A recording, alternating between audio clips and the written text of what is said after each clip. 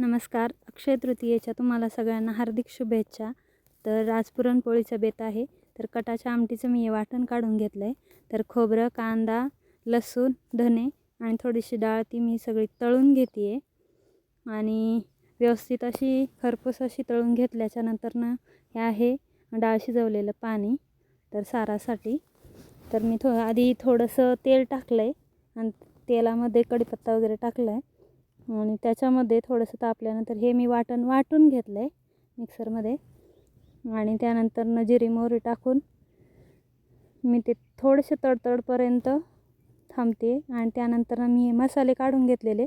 तर या मसाल्यांमध्ये मी मटण मसाला थोडासा वापरला आहे, संडे मसाला आणि तरीसाठी बॅडगी मसाला वापरला आहे आणि मिरची पावडर आणि थोडीशी कांदा मसाला.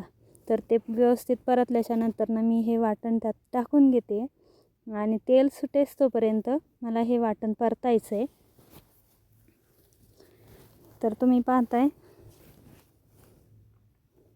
तेल सुटेस तोपर्यंत हे वाटण मी परतले आणि त्याच्यानंतर मी आमटी टाकून दिली. तर ही अशी माझी आमटी झाली आहे. कशी वाटते तुम्हाला मला सांगा.